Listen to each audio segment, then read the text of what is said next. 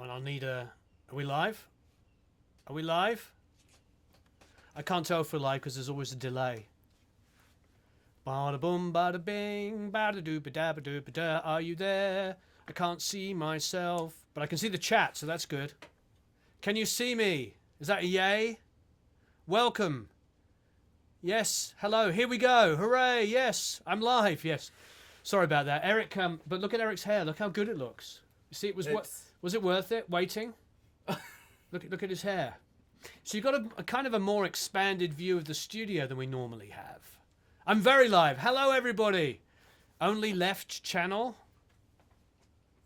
It says only left channel. Left only. Is that because the mic is just towards the left, so it sounds like that, or left channel only? I don't know. It's mic auxiliary. Yeah, it's only coming in on the left-hand side. So how do we set that to be centered? So it's got a stereo in. Where are you coming in? On this? yeah, just. So how do we move it to the... That's very annoying.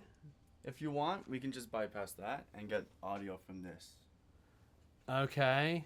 Are you sure it's going to work if we just stop this? We won't stop it. I'll just literally. Okay. Is it okay now? No, it hasn't changed yet. So Audio. instead of ID4. Okay, we're going to try a different one. How is it now? It still looks like it's only in the left channel there. It does. That's really weird. How annoying. How absolutely annoying. Dum-de-dum-dum-dum-dum-dum. It's fine, it's fine. Okay. I mean. I don't think it's the interface. I think we're having a problem with the OBS. It's only reading one channel because we just changed to another source. Check them. Yeah, I know we're trying to get... It's the OBS. Dum-de-dum-dum-dum. You got it. There it is, stereo. Working now. It's working now in stereo. Something changed. It's fine now. Okay. No, it's in both. Okay, good. Yay! Well, that's really weird because it's only reading it on one side coming in, but it is stereo. Okay, good. We have no idea what is happening. Isn't that the wonderful world of trying to connect? It's almost like a whole conversation here. Trying to connect our world of audio, where we care so much about sound, and trying to connect it to this finicky little online world with like different pieces of software. It's really annoying. It's like poor old Matt McGlynn got crucified by comments saying that his sound sounded awful, but to me it was beautiful. It sounded full and amazing, and somewhere along the line being converted from audio to digital to go through the frickin' or flying all around the world using all these different stupid softwares, it ended up sounding terrible. It is a real frustration. I mean, I've streamed live stuff from ISDN lines from Abbey Road to Capitol and had audio issues. I mean, you know what I mean, when you watch BBC or CNN or something like that, or whatever channels you watch, and you see them and they're like doing like live feeds and they're all like super pixelated and whatever, and these guys have millions of dollars to play with. Anyway, hello. So a couple of things. Matt, who should be online. Matt, I want to do giveaways for drum recording. So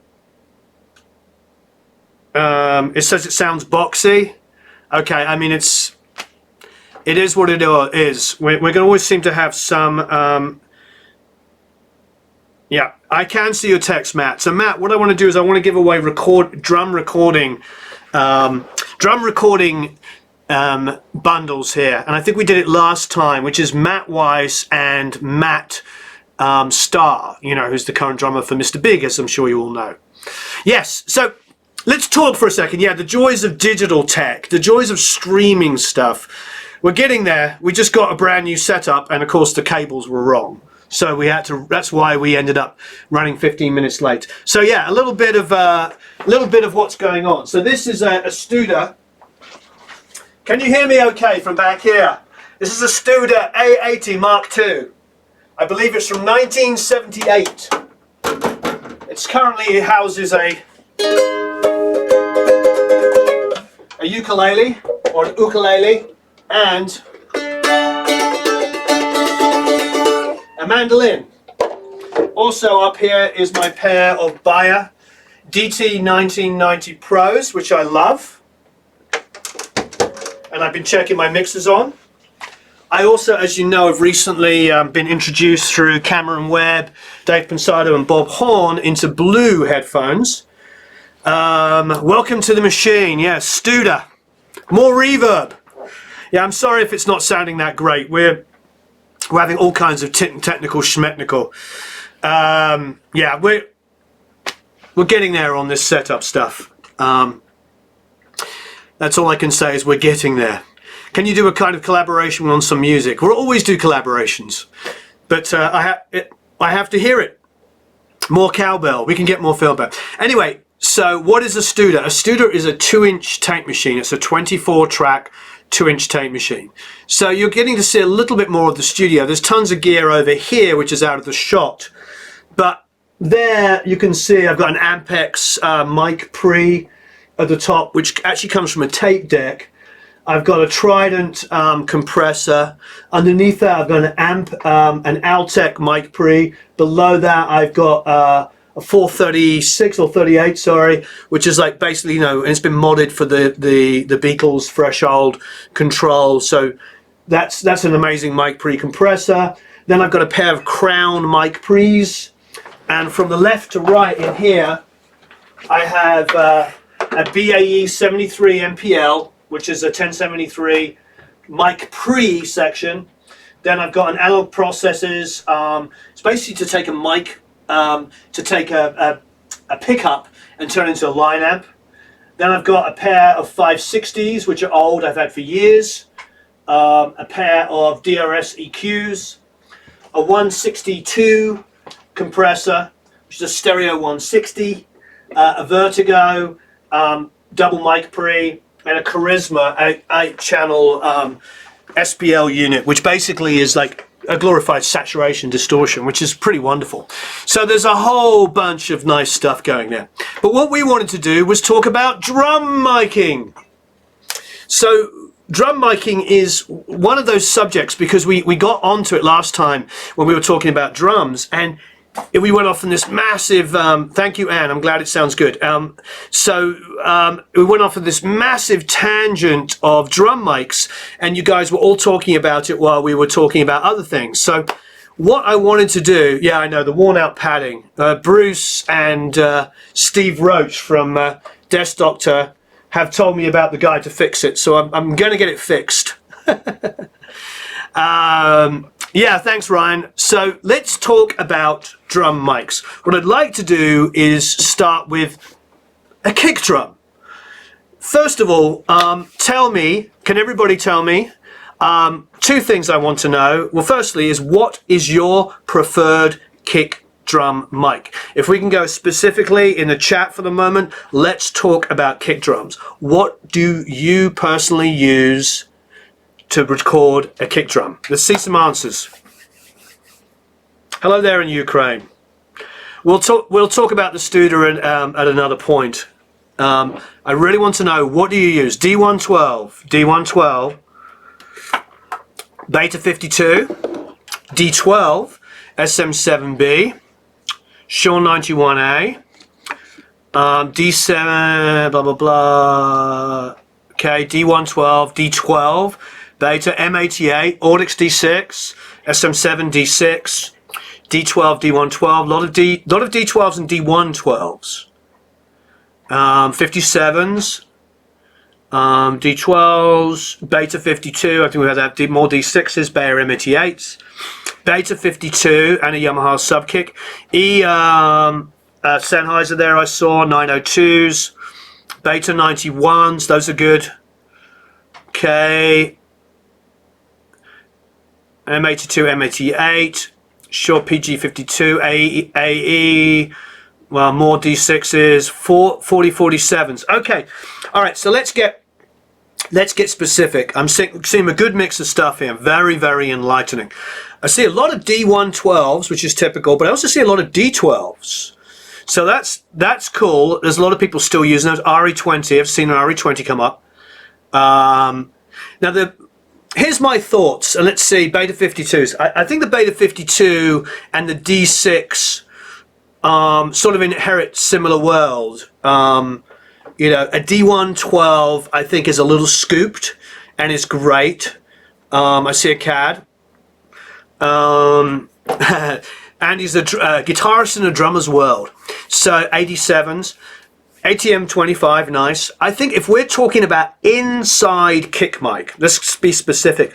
What are our inside kick mic choices? What I usually do is I'll go with a D112 inside. I like the Sennheiser, also the Shure SM in laying, you know, the boundary mic laying inside also can do a similar job to me as a D112. Those have been my two favorites inside. A D6 is phenomenal when I want a rock sound. The Audix D6 is like instantly scooped, massively EQ'd, does the job. I then find the Sennheiser is amazing, pulled out back from the kick drum. Some of the best kicks I've ever done. Lots of people saying D112 inside.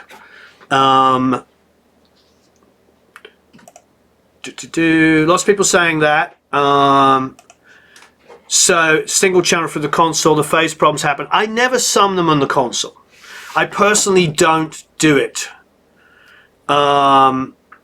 You know, I don't personally do it on the outside. 4047s. Yeah. Now, if we go to outside mics, traditionally, it was always a FET 47. That was the traditional mic. Personally, now I like all kinds of different things outside of a FET.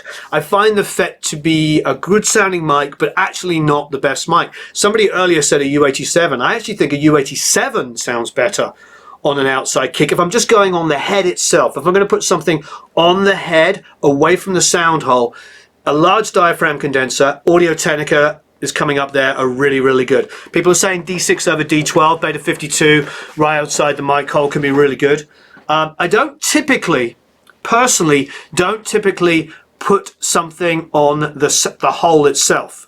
I have found that if I go inside and point at the kick, I don't get that exaggerated air. When I put the mic on the air, it gets this and it actually doesn't sound good. What I will do is I'll put like a large diaphragm condenser on the head itself. So if here's the head here, and there's a sound hole here, I'll put the mic that I want to pick up the head itself away from the sound hole, but only a few inches away, so it picks up that bottom air. And then if I'm pulling a mic, another mic back, not a sub kick, but another mic back, which is usually the Sennheiser in a preferred situation, I'll put that over the whole head. So it'll be like in the middle of the drum, so I get to hear the whole drum. Right slap bang in the middle, pulled almost exactly the same distance away as the kick drum, and then I like to tunnel. That is my perfect situation. I never put a mic directly on the sound hole. I know some people do. I don't put it on it because what I find is that's a focused amount of air. And with guys like Kenny Aronoff and Vinnie Colaiuta, they play their kick so well, you get and no matter whether I'm using a dynamic or whatever it is, it tends to like get this. For Lewitt, I've used the Lewitt kick drum mic. What's the Lewitt kick drum mic called again? The thing about the Lewitt kick drum mic is, here it is. Hey, thank you, Eric. Didn't even have to ask, and you brought it over. Yeah. It's the DTP 340 Rex. I'll hold it up there. Now, the thing about the DTP 340 Rex is it's got a condenser and a dynamic in it. And a lot of people like this. You know, I was hearing from a friend of mine who's a professor that his students dig this on guitar amps. For real. They've been using it on guitar amps and blending the condenser and the dynamic on guitar amps. And what's very interesting is when I was in England, I used to use D12s on guitar amps as well, especially small, disgusting, horrible, bright guitar amps, because the mics that had like the low end, like the D12, not the 112, seem to control the high end a little bit. People like RE20s. I mean, this is a reality. Is like, this is a good thing about having a nice mic locker, is you can use mics for the wrong situation. But anyway, this is Lewitt's version of a kick drum mic. It has a condenser and a dynamic, so you can blend the two together. It's It's a nice mic. Okay, so yeah, the Rex 640 Rex. I don't know what the street is off that off the top of my head, but I know people really love it. Any tips on hi-hat? I haven't got there. We're still on the kick because we actually started 15 minutes late, so you're okay. Vinny Caluta is what I say. Vinny Caluta. So yeah, I don't pronounce that I. It doesn't look like you're doing it either. Yeah, Vinny Caluta. But anyway, he's never corrected me, so I think I'm probably okay. Or he's probably just used to me butchering his name. I'm used to people calling me Warren Hart as opposed to Warren Huart. So it's quite all right. I do like Electro Voice, and I'm talking to them about doing some other stuff. We're not going to get into electronic drum kits on this one. Sorry, Skylar. Unless some people here have some other stuff. Yeah, 57 sound great. I mean, you know, especially, look, you can put a 57 on everything and then just trigger sounds. That's what a lot of people do. I personally have done this both inside and outside, but I'm only showing you this because this is what we're currently using. But you also have a D12. Can you grab the D12? I'm not sure it is. We'll grab that. I'm not going to talk worst mic because some people's worst mic is another person's best mic. All right, let's move on from the kick drum. Oh, and also, as far as sub mics are concerned, what is this kick sub mic we've been using? Solomon? It's a Solomon. Let me grab that. They're pretty affordable. I'm not sure what you guys are using for the sub, but we're going to grab it quickly. He's going to go and grab the D12 and the Solomon. Looks like he's okay. Here it is. So here's a good old-fashioned D12. So I know quite a few said you're using this. I tend to find when I'm going for a 70s tubbier kick, I'm using a D12, and I'm loving it. This is the Solomon. This came through Glenn Fricker's recommendation, and as you can see, it looks like looks like an NS10 kick. It's quite affordable from what I can tell. There's the logo, and it does a wonderful job. So I think between these three elements, you know, and your versions of them, you don't have to have this exact versions. I think and you know, because if I didn't have this mic, I could use a D6, and if I didn't have a D6, I could use a D112, and if I didn't have that, I could have a beta. You know what I mean? I think when you've got multiple sources, you can blend, and you know, if you have to, you know, you can always. I haven't used the VR12 yet, the vintage reissue, so I don't know what that's like. I'd love to hear some people's thoughts on that. You know what I mean? Yeah, I used to use, as Pedro's saying there, I used to use an old hi-fi speaker as well. I've used all kinds of speakers. You can get some amazing results. Yeah, the vintage reissue. Okay, let's move on from kick drums. Oh, and the other thing I will do, one more thing, is I'll put in a big studio, I'll take a Coles or a ribbon, and I'll pull it back a long way in mono and put it low on the ground facing the kick, and I'll blend that in into my final mix just to give me more kick, but with ambience as well. And often with that microphone, I'll put a reverb on it directly just to increase the amount of ambience. Okay, next up, kick, snare drum. Can you all let me know what is your preferred snare drum top and snare drum bottom if you use top and bottom? What doesn't matter on the sub kick, whatever you want to do. Size does not matter. You can use smaller, bigger. It's really about counting. It's going to be bigger than a small diaphragm. So let's face it. Okay. So what is your preferred snare top and snare bottom? 57 on both, 57 for both. If you're a member, if you're a member of the Academy, you get to buy a student discount because so you get to buy all the microphones. It's about 40% off if you're a member of the Academy. Basically, you can join the Academy and make all your money back by buying 4 microphones or 3 microphones because you get a student discount. 57, 57, 57, 57. Oh, an M201, nice buyer. Audix i5. C414. 19A Lomo. Beta 56, SM57. 904s. Oh, Walt's saying please share and subscribe. Yes, thank you, Walt. Please share and subscribe. Oh, that's a good point. If you can share, then people will know we're online. I'm going to check. So 57, 57, 58s. I'm looking for Matt. Okay, Matt, I can see your texts. I'm going to,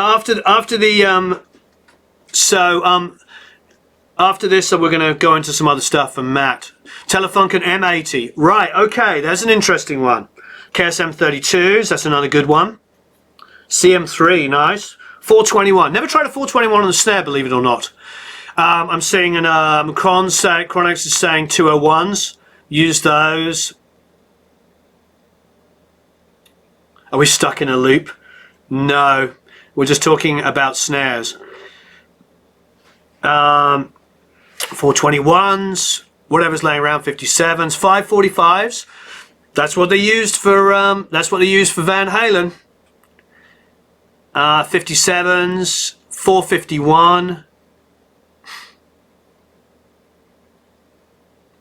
Yeah, I've done those unphasing cable stuff where you put the two together. You may have got that from me years ago. We did it together when we did a recording about 15 years ago. That idea comes from, yeah, I did it on my drums when I was in my old studio, but I did that on toms. I would take the top and bottom on the tom and then wire them together with the bottom one out of phase. 57, 57, SM7, 57, 58, CM12s, 57s. More talk about Van Halen, yes. 421, 57. Okay, so a lot of 57s, and primarily I will use 57s top and bottom. All the time, it happens a lot. We do a lot of 57 top and bottoms. What I've noticed a lot, and I've seen a couple of 201s, another 201s, Tobin, TW Tobin saying that, Cron saying that, a couple other people before that, sorry if I forgot your names. M60 or an M160s are really good. Lot of 57s, some Audixes here. Beta 57s, they're pretty good, they have good rejection. M80, okay, so that's the one. The 201s I really like. I think if I'm using a condenser, I'll usually blend it with a 57. So we'll have a 57 here, and then we'll put the condenser underneath, so there's a bit of rejection, a bit of blocking, if you like, from the 57 capsule. The thing about condensers, unless I'm using, as somebody's pointing out, something like an M80, if I'm using an M80, which has a tighter polar pattern, what I would look out for is, if you want to experiment with condensers, is taking vocal condenser microphones, or live vocal condenser microphones. Because the thing about live vocal condenser microphones is they're usually hypercardioid patterns. That's the reason why people like M80s and they've become popular, the Telefunkens. Altec made a ribbon that had a cardioid pattern. And Jack had one of those and we used it. I don't remember the model name, but it was an old, really old ribbon that was shielded and only saw from the front. And we tried that a couple of times. That was fun. I think ultimately condensers are a bit hit and miss. They're great when a drummer plays his hi-hat like this. But ultimately a condenser always is going to have not quite the rejection that you can get from a dynamic. That's just a reality. You know, I've tried it so many different times. So, you know, I think ultimately, yes, the Lewitt's a great microphone. We have used the Lewitt multiple times. But I think, as we've seen here, like 90% of people are on, the M80 is the dynamic. Which one's the Telefunken,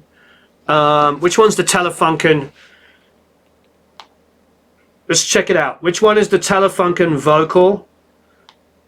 Telefunken vocal condenser live mic. Let's check that out, because this is the one we've been using. This is one we were using. Custom dynamic. Okay, so those are dynamic, the M80s. Thank you. Oh, okay. So yeah, they're comparing it to a condenser for its high end. Interesting. See, I love being proved wrong, and I love not being an expert.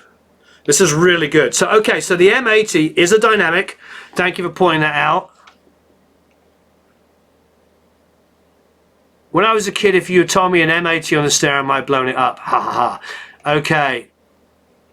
Oh, U67 in figure of 8. So that's not a condenser. So interesting. I haven't used the Aventone mic package yet. So M80 delivers condenser-like performance in a rugged dynamic design. Okay, great. Interesting. See, that is what Jack was using, and we used a couple of times with Aerosmith. So, and he's the one that told me it was a condenser. So the question is, what handheld condensers could we try? Who knows? Oh, the PVM 545. I've seen that mentioned a few times before. Live and stage. Rugged and condenser mics built for demands of lifestyle delivering. The low profile. Live and stage M80. M80SS frequency. M80. So all the M series, the M81s, these are Telefunken's live drum mics. M82, who's used those? Kick drum, who's used that? The M82, have you tried that? M60, somebody mentioned the M60 earlier.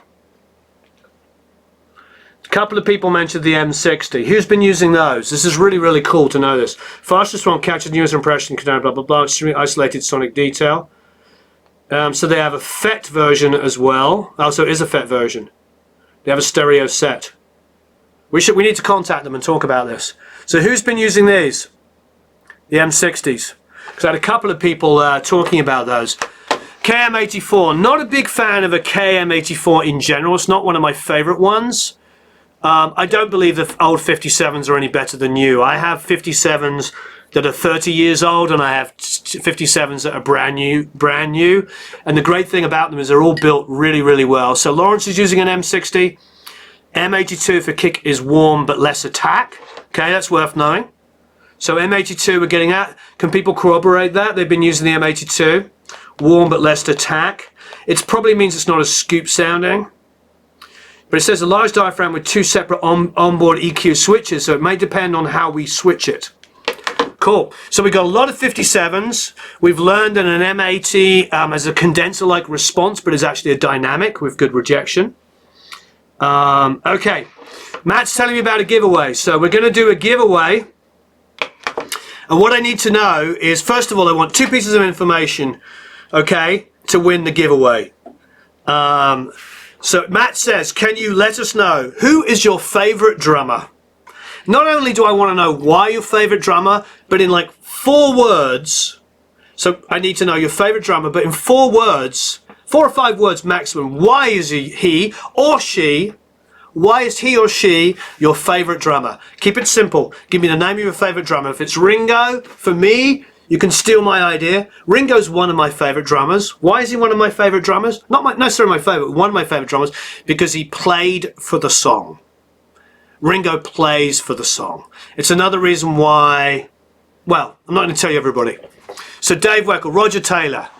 But give me a reason why. In a few words. Alex Van Halen. And Matt Cameron enhances the song.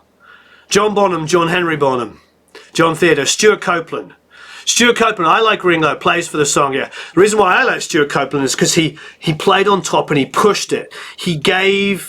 Stuart Copeland made the Police song sound really exciting. Like, he had that really, really, Simon Phoenix, very musical. Mickey D, smooth and powerful, yeah. Purdy, because of the shuffle, yes. Too many reasons, but mostly Neil Peart. Several favourites. Unique, tight and slick. Ginger Baker, great groove. Baker, we had this last time. Somebody got all upset because I said Ginger Baker was underrated and didn't get mentioned. Wasn't that funny? Somebody said, I think they said something like they were unsubscribing or something because I said Ginger Baker was really good. Look, we all know Ginger Baker in interviews was a bit of a so-and-so. But to say that Ginger Baker was not an amazing drummer means that we weren't listening to music. Okay, Sully's great. Sully is great. I toured with Godsmack in 99, 2000. In my band, we opened for them and played with them for 3 months. And Sully's a great drummer. He would get up and, Tommy was the drummer then, and he would kick him off the stool and get up and play some songs, and he was amazing. Roger Taylor with his hi-hat. snare feel with that. Yep, more Ginger Bakers. Bonzo for the groove, you know. Justin Bieber, so talented. That I'm not saying Justin's not good. He is a talented guy, but that's pretty funny, and it's good thinking. You know what I mean? Bruford with Tony Levin. Yeah, Bruford's a great one. Simon Phillips, Jeff Beck, and Toto. Steve Gadd, Ginger Baker is amazing. Ringo, Sully is great. Miley Cyrus, Buddy Rich because he gives everything. Buddy was amazing. Wow, I wonder what the consensus is. Clem Burke, Clem was great. I've worked with him. Levon Helm, oh, that's a good one. Ian Pace, there's a good one. Harvey Mason, easy drummer. Oh, Stevie Wonder, that's a great one. You know, one of my very, very good friends, Victor Indrizzo, who's very underrated, great drummer. His favorite drummer is Stevie Wonder. And, oh, Jim Keltner in the house. Oh, Karen Carpenter, yeah, great drummer. She played all the Carpenter stuff. Well, not necessarily. I want to give the award to, I'm looking for one more drummer here. Debbie Funheiser. You probably mean, do you mean Denny Funheiser? He's great. Fenheiser, I think it is. Fenheiser, I worked with him when I first moved here. Kenny, Stephen Adler, Ginger Baker. There is one drummer that we're missing from this list. One drummer. Steve Jordan, he's a great choice. Who are we missing from this list? Because Ian Pace was a good one, yeah. Fred Astaire, Prince. Hal Blaine, there he is. Hal Blaine, Mick Fang, Hal Blaine. I'm sorry if somebody else also mentioned it, but that is the thing, you see. We forget about some of the Gene Krupa's great, Dave Weckl. We forget about Phil Collins is amazing, Gavin Harrison's great. We forget Cozy Powell, another really good one. We forget about some of these amazing songs that we grew up listening to, the Beach Boys stuff, and we forget that those were played by Bruford's great as well. Oh, I know, it's a tough one for me. Matt, you're going to have to... I like the Hal Blaine, I like the Brufords, there's so many McCartney, more Hal Blaines. All right, you know, Matt, you need to pick somebody at random here. Bernard Purdy, there's so many good suggestions. Phil Collins, Hal Blaine, and Earl Palmer. I mean, Carl Palmer is one of my favorites. You know, Emerson, Lake and Palmer. Emerson, you know, Cozy Powell. Oh, ELO, John Bonham. All right, Matt, you got a Meg White. That's funny. Pat from Mr. Big. Okay, so Matt, you need to choose somebody. Patti Smith won. What did Paul Smith say? So Paul Smith won. Yay!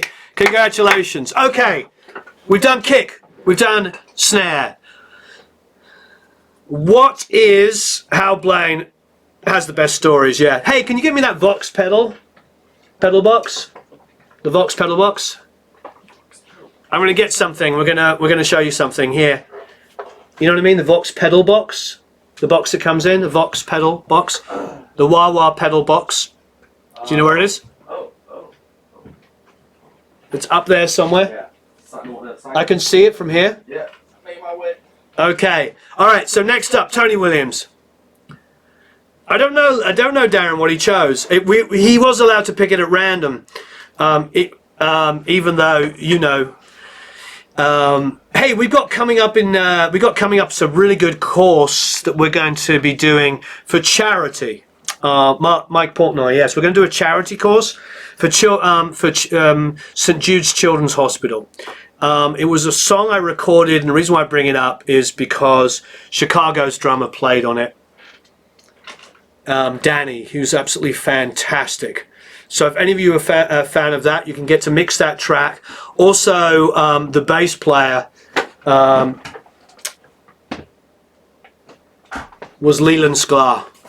So you're going to get to mix that. All right. I'm looking for it. Where did it go? Is it faded off? Oh, no. Okay, can you read this? Can anybody read that? What does it say? We need to get that covered before it fades too much. It says, How Blaine Strikes Again. Yes, we're going to do a course coming up soon, so you're going to get to mix a song with Leland Sklar playing bass, Danny from Chicago playing drums. We're still on here on Holy. We're going to stay on here. You saw Hal Blaine's name. It says Hal Blaine Strikes Again. Yeah, he stamped that on my case when we did a.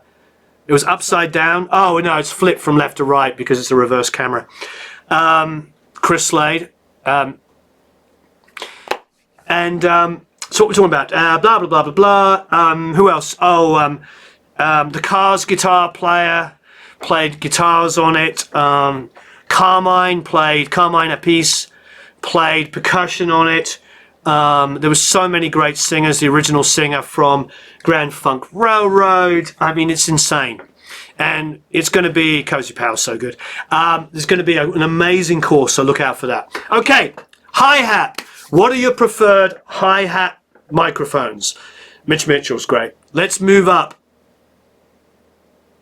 When Slash was using Wah here, we used the Crybaby when we had him record here. Just a Crybaby. I'm not sure what he used outside of our studio. Doesn't he have his own model? Elliot Easton. Yeah, Elliot played guitar on this track as well. You don't use a hi-hat mic. What hi-hat mics? SM27, 81, NT2 for a snare, MD441, Carmine or Vinny. I love them both. I love what Vinny did with Heaven and Hell. I saw that last tour. It was one of my favourite tours I've ever seen. It was amazing. It sounded incredible. Tony was playing so amazing. And obviously Ronnie was incredible live, Ronnie James Dio. Okay, SM7, SM57 with a 4041 taped together. You're a man of my, or woman of my, of the same thinking as me. AT2012, AKG Perception 150. Anything cheap? Behringer C2, C1000, C91. Snare bleed and overheads, cool. 451, AT2020, 58, SM7. Questlove, he's a great drummer. NT5 off Axis. Looks like an Octava. Yeah, Ronnie James Dio, amazing live. Vinny at Jeff at Ronnie Scott's, amazing. I think the best drum I've ever seen and heard and worked with in my life is Vinny Caluta. Easily. Gaffel, 184. Okay. SM81, PV480s, Mitex, more 57s. I do use a hi-hat in a mix. Okay, C1000 Rode. What I saw and what I was happy to see was a lot of dynamic microphones. What I personally find is that when I use condensers only on hi-hats, it ends up, and that's been very traditional, 451s, you know, it's very, I see a lot of people using only condensers, but I see a lot of you here, and I think that's a lot to do with our discussion, is a lot of us are now using 57s and SM7s and dynamics, and then maybe strapping a condenser to it. And I am totally in that world, and I'm glad so many of you are doing that. But I think, yeah, in the 80s and early 90s, a lot of people were using small diaphragm condensers, and in the 70s too. And it was great. You get that pss, pss, pss, pss, but it becomes annoying. And modern mixes now are very controlled in the high end. And I feel like a condenser on a hi-hat is not the best possible thing. If you want to use it, do what Dave Jordan does and what I do often, and that is take your 57 or take your dynamic and strap your condenser to it and then blend the two together. Somebody's saying a 451 or an SM7. If I only had one, I'd use the SM7 over the 451. You know, oh yeah, Matt Chamberlain's amazing. I personally blend to one track, and most of the guys that when I'm sending out to mix love the blend. I tend to, I tape them together. You can buy clips to put the two together. I tend to just tape them together bit of gaffer tape, get the capsules super tight together so there's no phase issues. You know, so basically a 57 with a condenser taped together. And I favor, here's the 57, there's the condenser. I favor the 57 for the mid-range, and I will, it's not that it's got too much detail, it's just it's got too much high end. I don't want, I want a bit of mid-range. I find a lot of guys, myself included now, are using a little bit of saturation on your hi-hat mic and actually wiping off some of the super high-end because it takes my ear away, and I want the high-end to be on the vocal. I want the vocal to have the air, and maybe a little bit more on the overheads, but ultimately now, never forget Keith Moon, I want the air to be there. So that's my preference. If I only have one mic, it's usually actually a dynamic. When I have two microphones, I'll have a dynamic and a condenser strapped together and then blend on the console. What mics would I not choose? I wouldn't choose anything hyper. I wouldn't choose anything with a massively wide, because I don't want to pick up too much. If I'm going to have a hi-hat mic, it's literally just for the hi-hat. For those of you who are Academy members, go and watch Cameron's mic breakdown on the drums. It was insane how detailed it was. It was insane. And he mics his hi-hat pulled away from the hi-hat massively. Go watch it. For all you Academy members, go and watch it. You will learn so much about miking from him. Ever do overheads only? Yes, tons of times. Okay, what I use with the Fray, I use the 57 and a condenser typed together on How to Save a Life. That's the drum sound on How to Save a Life. 57 top and bottom, D112 inside, a Sennheiser pulled out, I think it's the 609 pulled out, or is it the 602, whatever the big kick drum mic was. And that was my kick drum sound. A pair of 414s as overheads in hyper with the roll off on it, in phase with the snare, and I didn't have any toms, and I think I had a 57 on the ride. That was it. 57 ride, 57 top and bottom, D112 inside, Sennheiser outside, tunneled off twice as far away as the kick, and a 57 and a 4041 strapped together, I believe. I think it was Audio Technica on the hi-hat, blended together. Room mics were cheap Audix microphones, the cheap like U87 black ones. They were super cheap. Miking the back behind the kit, and then 57s on the far walls, and then a mono mic miking a cymbal in front of the kit. All right, let's move on from hi-hats. Yes, I left all the bleed in. Okay, let's move on. Let's not go to overheads yet. Overheads is a long discussion. Let's move to tom microphones. Tunneled off quickly, yes. Tunneled means like building like a tunnel around the kick drum. So here's the kick, and then there's a tunnel in front with like blankets and stuff. So the mic that I put further away doesn't get all of the cymbal bleed into it. Does that make sense? It's like tunneling it. Okay, next, toms. What do you prefer on your tom mics? I leave, for the mix when I'm mixing, we'll get to that in a second, I tend to just roll off the low end. Okay, so what are we using on our toms? Top and bottom. Either top. If you're using both, write top and bottom. If it's only one, just write top only. Let's see what you're doing on, because not everybody is bottom miking. Toms. D2, D3, D4. Some more Audix. D2s, 421s, 57s. D2s, more Audixes. Sennheisers. 57s. 421s. 57s, 48s, 58s, sorry, 421s. Sennheisers, the 609s, 604s, top only. Audix all the way, I'm assuming. It says audio, but I'm sure you meant Audix. Sennheiser. If you have options, 67, 60.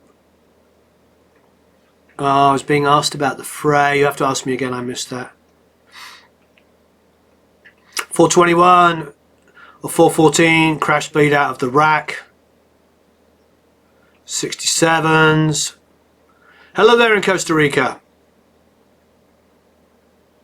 Yep, we're talking about the phasing and stuff. Only tops for you. Telefunken M81s. Beta 98. D2, D4. So quite a lot of the usual suspects. 421s. I have always had a tendency to use 421s top and bottom, and then there was somebody was talking about when I'm using bottom mics on snares and bottom mics on toms, I'm reversing the polarity, flipping the phase, people would say, but reversing the polarity of the bottom mics. With my overheads and my toms, the mics are pointing this way. So anything that's pointing underneath, I need to flip the polarity or else it will see the opposite signal. Oh, 4033s. Nice. So you're using Coles. Audio-Technicas, CADs. I do mic the shell, and when I do mic a shell of a snare, I'll just go for that for a second, I'll use a large diaphragm like a 67 or an 87 pulled back, and I'll just deal with it and blend it in. There's actually quite a few mixes in the Academy I've done where it's blended in. Do I record drums only in the studio to get the best out of the mics? Absolutely. Okay, so we're getting a lot of the usual suspects. We're getting the 421s. And traditionally, I would do the 421 top and bottom. And as somebody was talking about earlier, you know, Rick Beato and I worked on some stuff together. When he worked in my studio, I had 421s top and bottom wired together with one cable, and the bottom one was, the phase was reversed. So I actually had the sound of the toms came from one cable. Interesting done. It was like blended together. Now, a lot of people don't like that idea, but that's what I would do to get the tom sounds. That's what we did with the phrase stuff, was use 421s top and bottom. Now, as I've been doing this, I've moved away from 421s. I personally, now I like the Audix as well. The Audix are good, the suggestions we're getting. ATM 25s is a Cameron's go-to, is Terry Date's go-to, is Auric Wild's go-to. It is no accident that Auric Wild and Cameron both assisted and engineered for Terry Date. How do I wire those bottom ones? You just flip the polarity on the bottom mic and then wire it into one cable. Yeah, I mean, I haven't had too much the John Pertwee method. Nice. I wouldn't. German mustard is best. I love German mustard. Okay, so 421s are very traditional, and if you were to go into a famous recording studio tomorrow and ask the assistant to set up the drum mics that he usually uses, 99% of the time or 90% of the time they put 421s top and bottom. It's strange, as I've moved along, I like the Audix. They're a little bit more rock, they're a little bit more EQ'd. The thing I think that a lot of people love about Audix microphones on drums is that they tend to be shaped initially to just sound like more aggressive drum mics. And as somebody was pointing out, low mids are the things that suck about drums. It doesn't matter if it's the kick drum, the snare, whatever. If you've got too much in a drum kit, that's what makes them sound like cardboard boxes. When you get a tom that goes boom, boom, it's low end and crispness. It's the attack of the stick that we love, and it's the low end. However, all of the 2, 3, 400, especially 3, 400, and sometimes as much as 5 or 600, but especially in that sort of 3, 400 area, 350 in particular, is this. And it can make your toms sound like absolute crapola. In the room, they can get that So we tend to, in tom mics, look for microphones that are a little more scoopy, especially on the modern stuff. Obviously, drum tuning is paramount.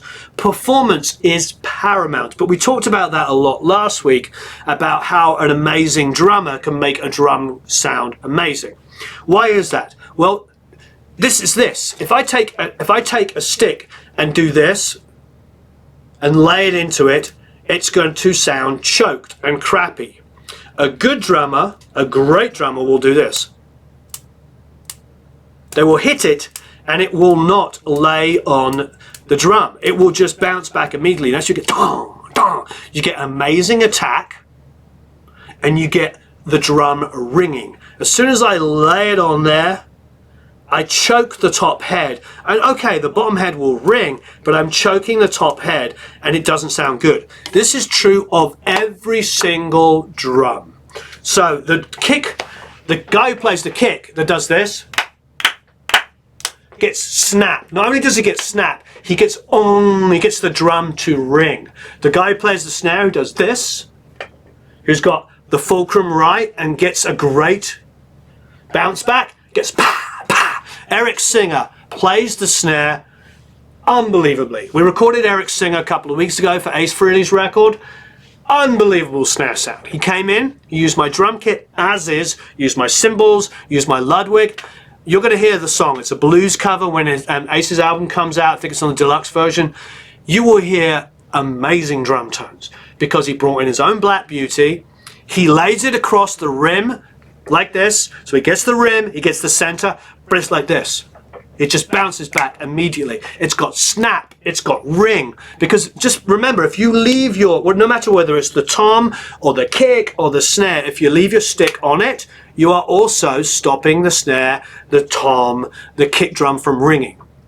And I've worked with great famous drummers, and I'm not going to talk crap about anybody, that lay their kick pedal and leave it on the kick. So they get tick, tick, tick, tick, tick, tick.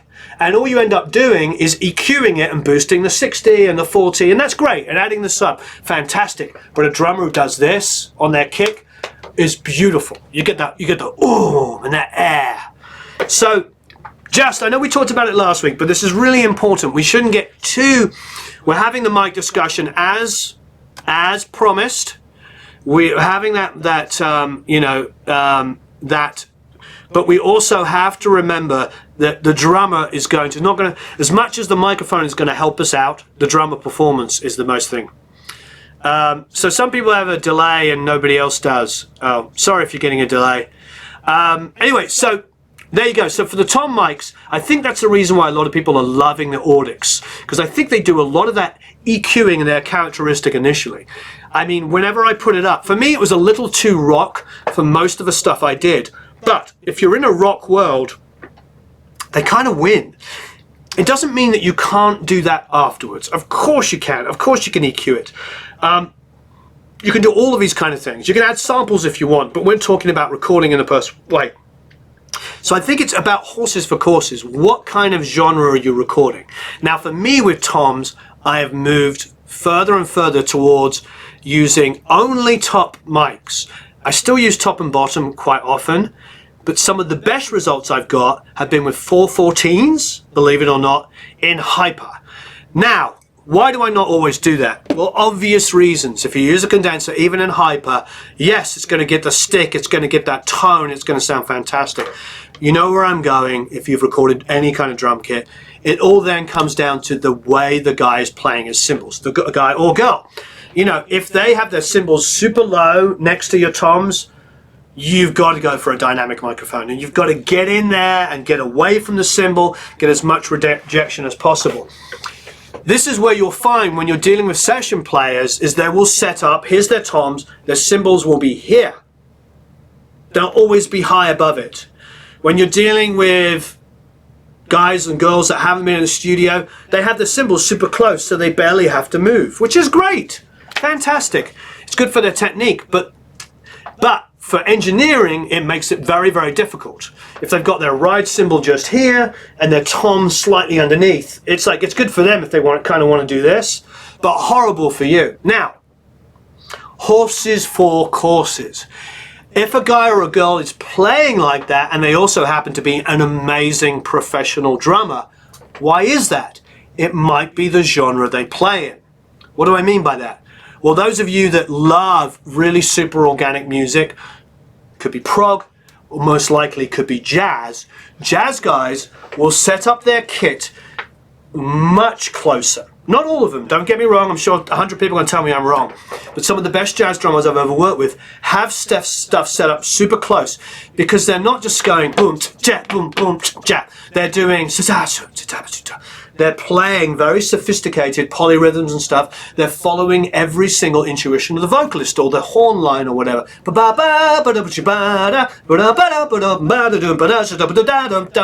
So they'll have stuff set up close. Now, what does that mean? It means it's difficult to individually mic. But if you do end up individually miking, you deal with the bleed. That becomes part of who they are. However, when you're recording traditional jazz or bebop, stuff that doesn't have like big distorted guitars or massive, you know, because some jazz obviously has a blend of other genres these days. But when you're recording a more traditional thing, it's horses for courses. What do I mean about that? Try one microphone in front of the kick, pulled back a bit. Try something generally picking up the snare, and then try some overheads and some room mics, and then you're probably going to get the best thing, because a good jazz drummer also plays, you guessed it, balanced.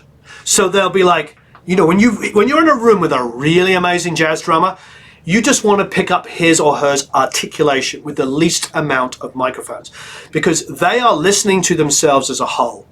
So this is like important information that we have to be mindful of. And the reason why I bring it up is because we get into these long discussions, and I get it. We get into these long discussions about the right way to record something. There is no right way. We need to learn how to, Narelda Michael Walden, yes. We need to learn that you need to have many ways of doing something.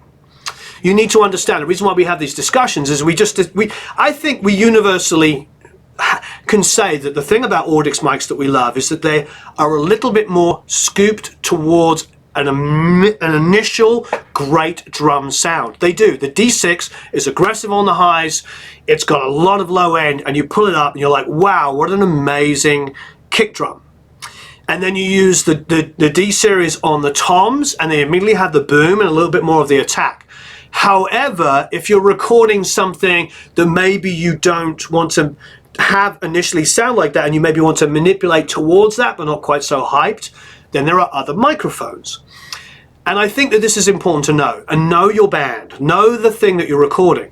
When you are, when you are in that situation where you're recording a band maybe that moves from one genre to another, one genre to another, that's when having a lot of microphones makes sense. Why do I say sometimes it's good to have a lot of microphones? Because when you come to mix, I've done it a million times, I have a mono mic going, and that's my drum sound.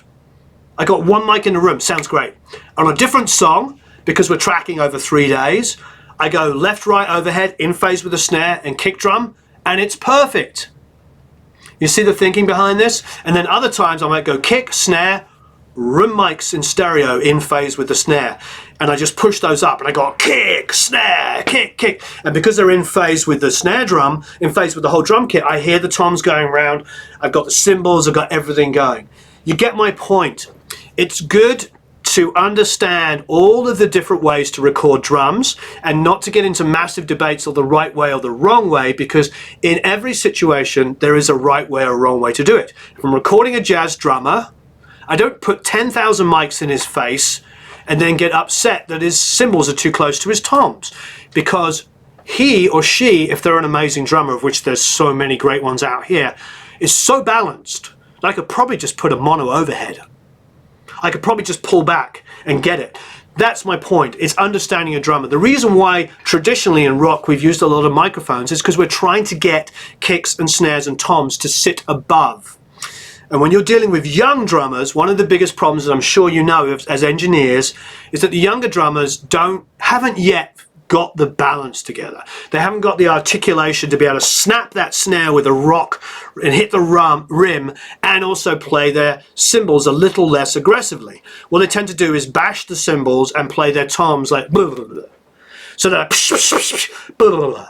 And so it's up to us as producers and engineers to help them and coax them, but you're not going to work miracles overnight. So that's where you end up doing maybe more microphones. So when somebody says to you, you're using too many microphones, that's absolute crapola, because you're using more microphones because when you come to mix, you need more control over your toms, than you would in normal situations, because there's a lot of cymbal bleed. So you can't just do a Glyn Johns technique. Glyn Johns works well, that technique with 3 mics, when you have a balanced drummer. As we talked about last time, Dave Mattox is one of the greatest drummers that ever lives, And he said he was working with a rock band. He came into the room and he said to Glyn Johns, "Hey Glyn, my cymbals are too loud." And Glyn Johns turned to Dave Mattox, one of the greatest drummers in the world, and says, "Yes, they are. Don't hit them so hard." So if one of the greatest engineers and producers can talk that way to one of the greatest drummers, it's okay. That's why we have to move out of the forum talk where everybody's telling each other they're wrong, or the experts, and realize that even the best musicians in the world need to be reined in. This morning I had a conversation online with somebody, on one of the videos, and they were looking for things that, reasons, asking the artist to kind of describe what the problem was. And I said to them, it's up to us to know the solution. We need to know 50 different ways to fix something and then try it until it's right, Anyway, so we've done toms, we've done kick, we've done snare. Let's do, and hi-hat. Let's do overheads. Okay, everybody. You know what? Matt's probably going to say, second giveaway. Okay, so just to encourage, what is your favorite overheads? Give me your favorite overheads. And we can talk about placement as well. But let's first of all, what is your favorite overheads? And if you want to put in why, that would be nice as well. So what are your favorite overhead microphones?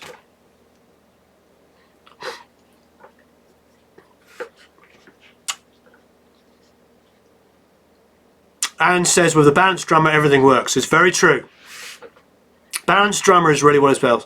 But as I pointed out, even the best drummers in the world aren't always as balanced as they should be. And rock guys, they're pushed towards play kick and snare really loud.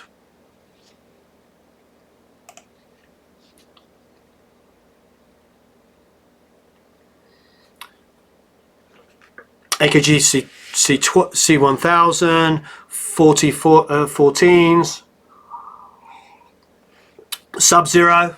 Yeah, that would make a great one for a mono overhead. I think somebody did U67. They just had you had the shift key on. I looked down, so that's what you meant. SM81s, 414s, the warm audio.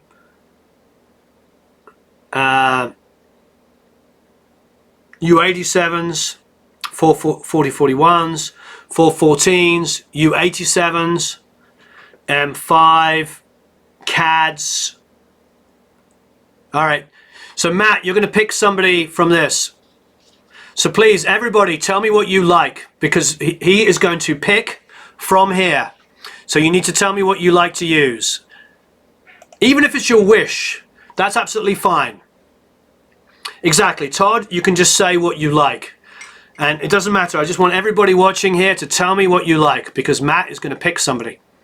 So it doesn't matter if it's a wish list.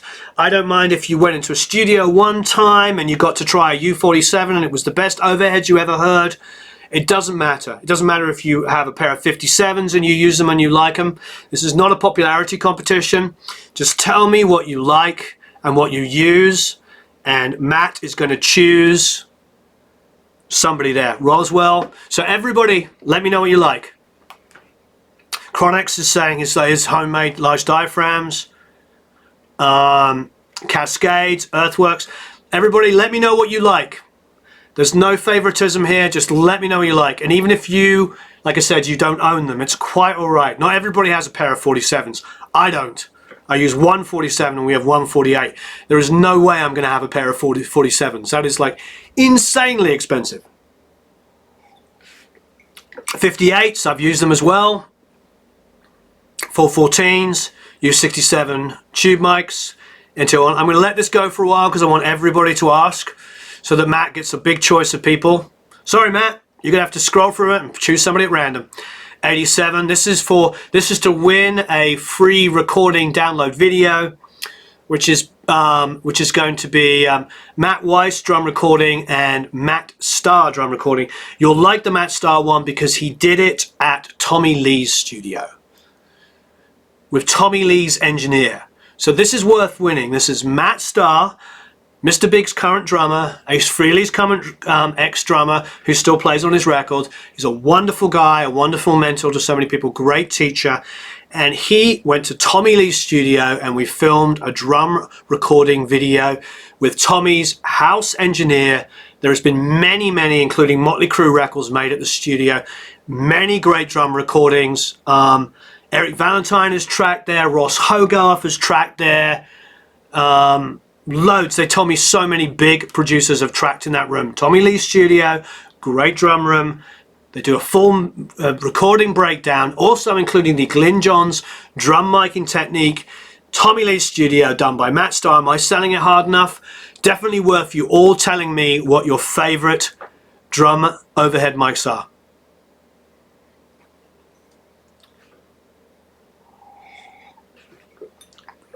I know, hot job in the studio.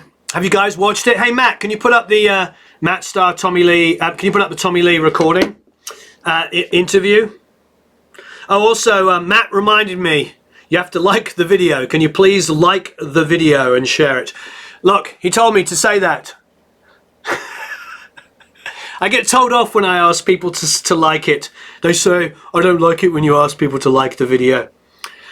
We have to do it because YouTube doesn't like share it unless we like it. Ask everyone to like the video. He just did it again. Look, he said, don't blame me.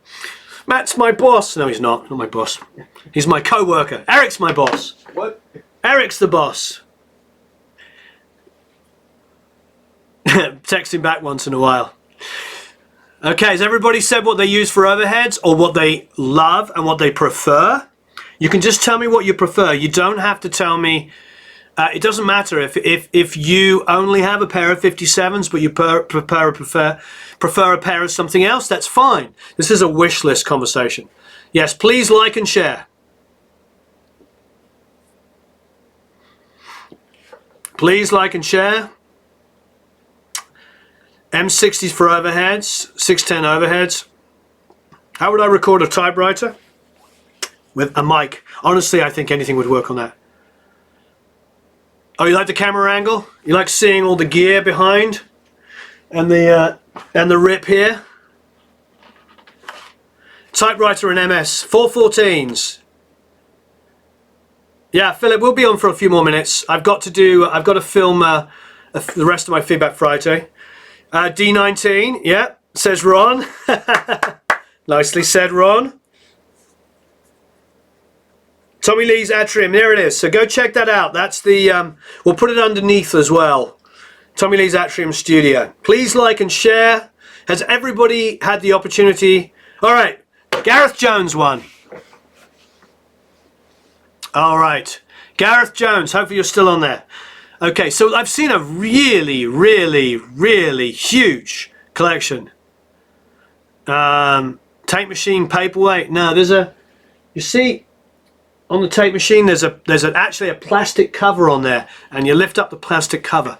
Well, there's nothing on the tape machine, it's on the plastic cover. All right. What happens if you use two mics of the same model but not a matched pair? I would personally always use a matched pair. You know, it's the same. Nothing's ever matched perfectly, but okay, so what do we use? At the moment, in my studio, we use a pair of Lewitt 340s? 340s, LCT 340s. They're actually not my preferred overhead microphone, but they work really well. You could also use, if you stay in Lewitt, the 540 or the 550s. I don't personally do MS. I don't like the way it sounds. I don't like messing with any kind of phase correlation. I've ever tried a crotch mic. I've tried all kinds of random ones. The one disliker identify themselves. It's always the same person, and there'll always be dislikes. It's okay. You know, if we're doing something right, you get a lot of dislikes. It's okay. You get 600 likes and 30 dislikes. It's because you're doing something right. Don't worry about it. So anyway, yes, overheads. I tend to prefer large diaphragms. I'm using small diaphragms in my room at the moment, and it sounds, yes, I answered that. Yes, I've done crotch mics. I've done all kinds of silly mics. It's kind of fun. It's just, they're more special effect ideas for me. So, and I've done mono mics like pointing into the middle of the drum kit like Dave Way does. But anyway, I like large diaphragms and I like spaced pairs. MS, I just don't like messing with the phase. I don't really see the necessity of trying to cancel out the middle for width. You can do that. You can do that in any kind of situation. You know, you really can. So anyway, and I'll often do a mono one, and they all have to be like, you know, in phase with the snare. That's really kind of my Bible. So I make sure they're measured off in phase with the snare. Now, why is that? The reason why I measure them off in phase with the snare is because I can roll off the low end in my overheads and take out everything below 150, and that's fine. So I don't get all that low end from the kick drum. I can pull out some 340 or 400 and move the ugliness out of the tom bleed, the ugliness out of the snare, the ugliness out of other things. But if I want that high end and that clarity in the mid range, you know, it's nice to have large diaphragms. They're a little smoother. However, I've used Cole's ribbon mics over there. I've used 414s in hyper. That's what we did on the Fray, How to Save a Life. Go and listen to that drum sound. Yeah, but most of that time the MS stuff is done in mixing, just so you know. A lot of those kind of techniques is created in mixing. But anyway, and you can always do that afterwards. But I've also done XY over the top of the drum kit. It really depends. And then I've also done spot mics on overheads, especially when you're doing rock, because you might want isolated cymbals just to be pss, pss, pss, and they only really need to be like highlighted in certain areas. So this gets back to that same old point. There's no one way to do it. I like spaced pair most of the time in phase with the kit. Why is that? Because I want my overheads to give a sound of the drum kit. Because I'm in a small room, so how else am I going to maybe get some ambience? When I'm in a small room, spaced pair in phase with the snare, or XY above in phase with the snare, is good for me because I can feed that into a reverb and create an artificial room. That's why I do it. If I'm in a small room and I spot mic'd my cymbals, the only way I'm going to get a drum ambience is to take my kick and my snare and my hi-hat and my cymbals are spaced and my tom mics, and then send them panned into a reverb to try and create it. I'd much rather have a stereo version of my kit that I can put in there, then maybe put a little extra kick and snare. So that's my preference. Spaced pair or XY, usually spaced pair, usually large diaphragms of 540s or 550s, or the mini K47s are great. Or when I'm in expensive studios, use 67s, use 47s.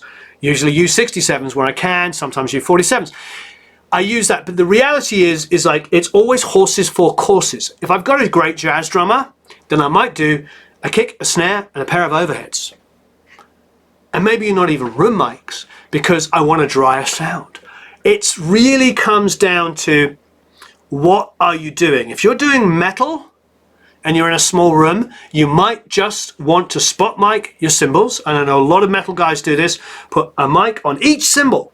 So there might be 3 or 4 mics on the cymbals, spot mic'd directly on it, panned exactly how they want to see it, and then a kick and a snare and no other overheads, and then tom microphones, and then they build the ambience artificially afterwards. A lot of rock guys do that.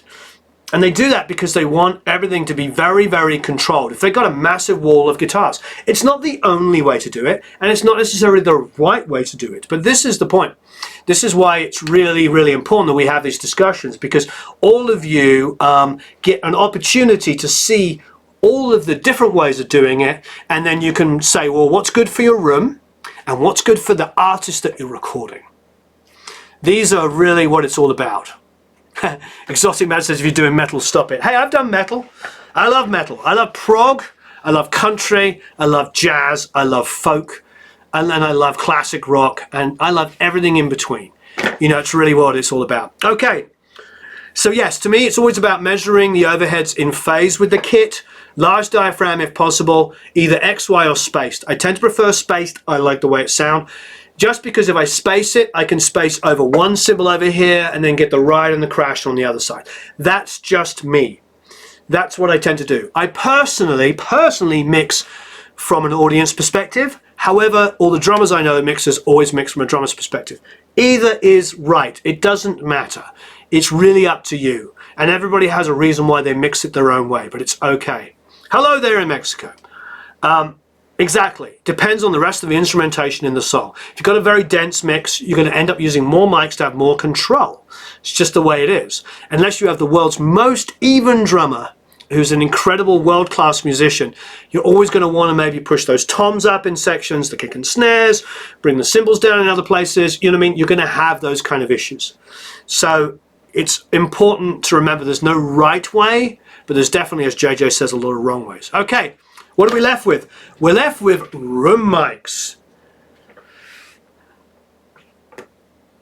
Adam Fox says one mic on the drums. Yeah, I mean, all of the mic, all of the mix, the drum mix where Levon Helm is singing on Music from the Big Pink is all on one channel on a 4-track.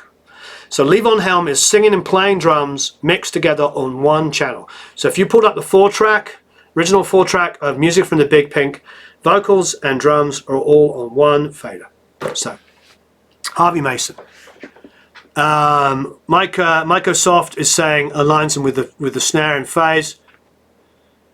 Yeah, there's a lot of, from Dirt, there was a lot of drum samples allayed. If you've got my drum samples, if you haven't signed up already, go sign up on the mailing list and you'll get the drum samples, and there's like the snare, the gunshot snares, like, those are the Dirt samples. So you can get those and use them. Okay, last but not least, what are you using for room mics? What are you using for room mics, and are you doing stereo or mono or both? Are you doing stereo room mics? Are you doing mono? Or are you doing both? Are you doing multiple sets? And what are your preferred mics for room mics? Not everybody has a room mic situation, because like my studio through there, it's not the biggest room. We take the vocal mic and use it as a room mic. And why do we do that? It's just a print of the whole drum kit together, and then we stick a reverb on it because the room is so small to create a fake room. What are you using for room mics? Mono plus stereo. MXL 67s, PZMs, 440 in mono, nice. U67.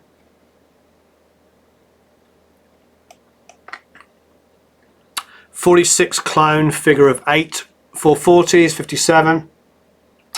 MS with ribbons.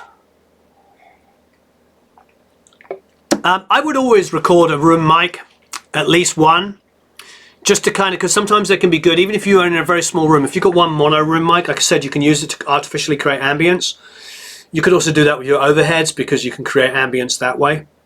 Because if you recorded it well, you've got a stereo image of the kit. But also a mono room mic could be trashed out and put underneath the kit to add energy.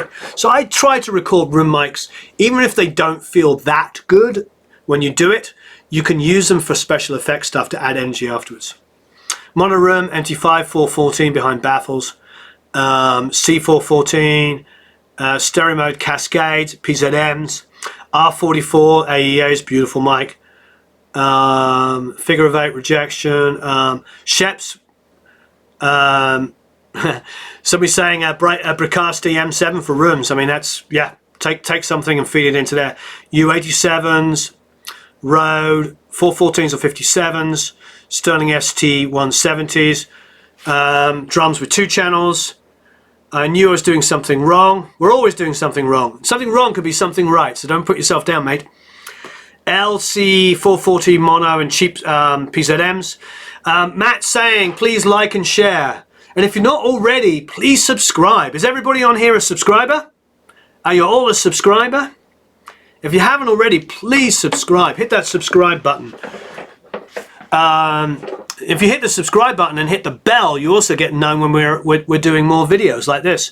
AKC 3000, SE microphones.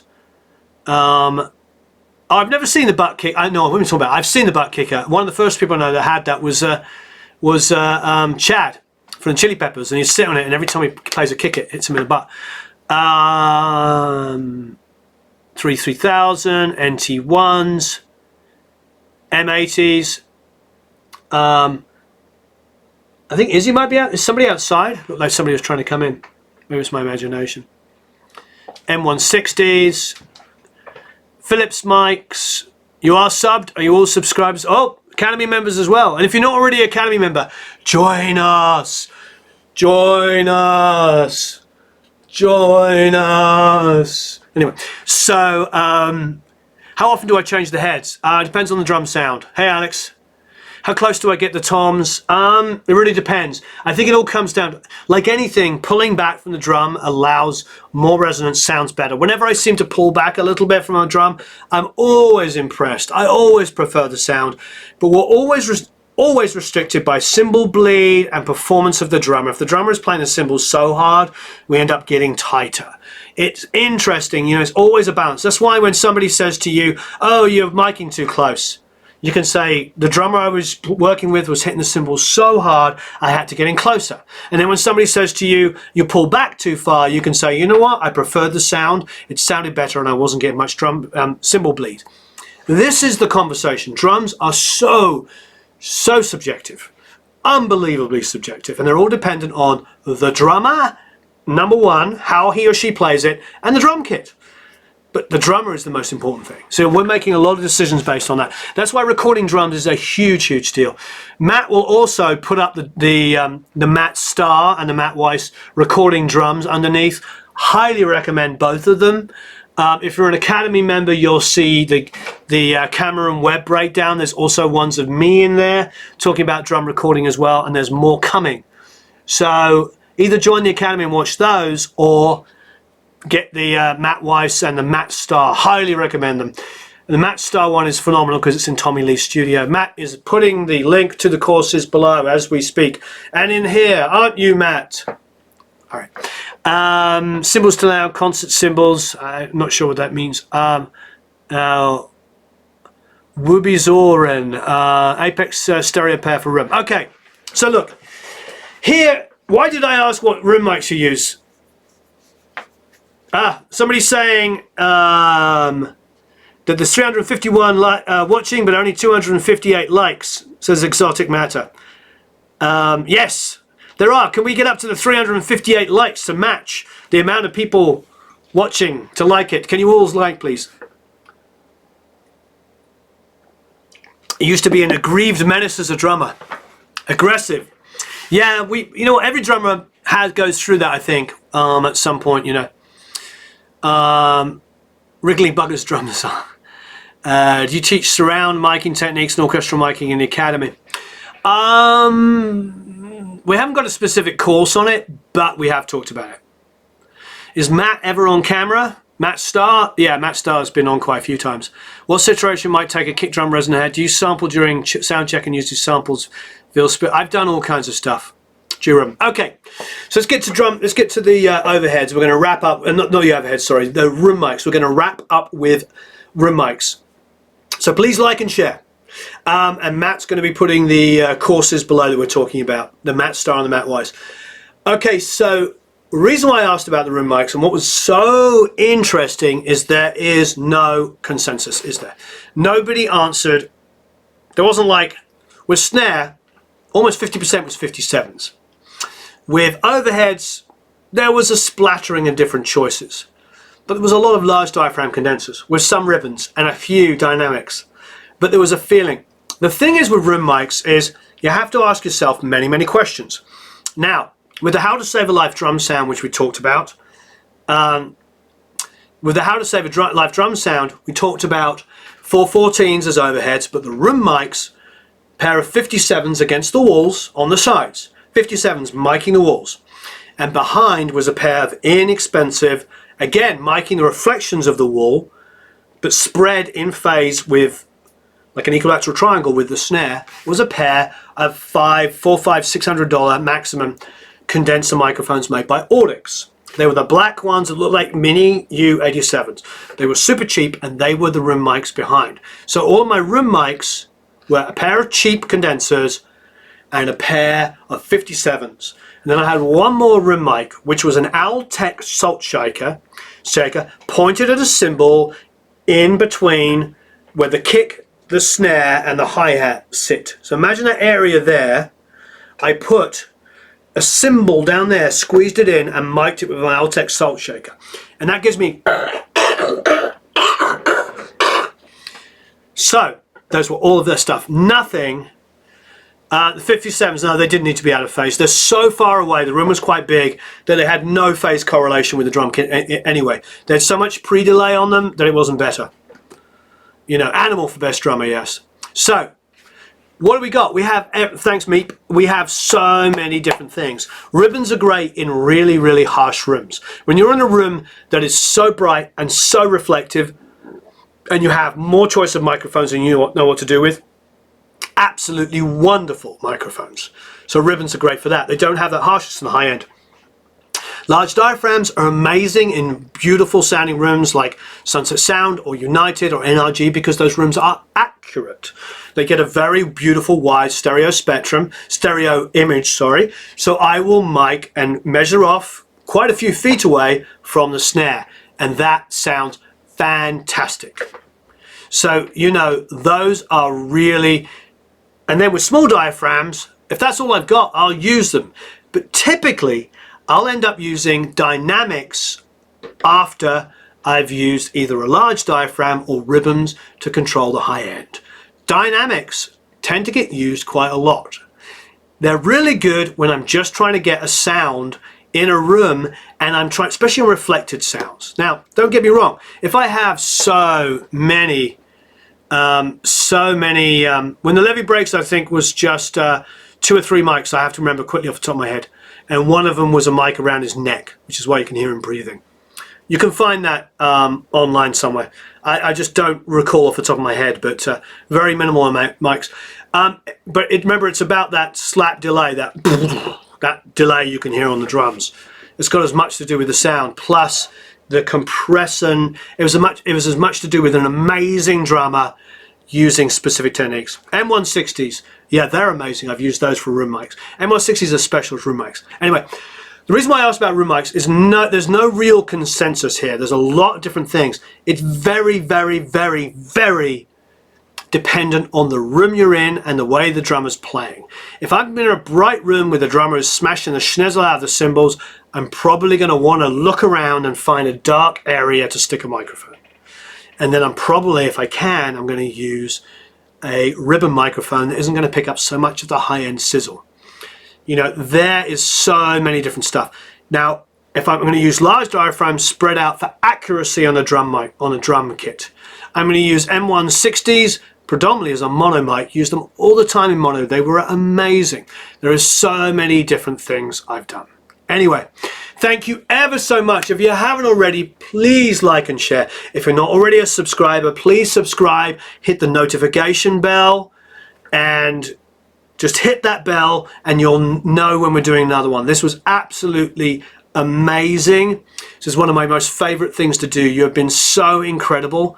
The conversations that are going on here, I really, really appreciate it. Thank you ever so much. Thank you for watching. Thank you for being so incredible. I'll talk to you all again soon. Don't forget to like, subscribe, share, do all of that wonderful stuff. We've got to go back and film a little bit more. Please like and share, says Microsoft. Good. Stop streaming.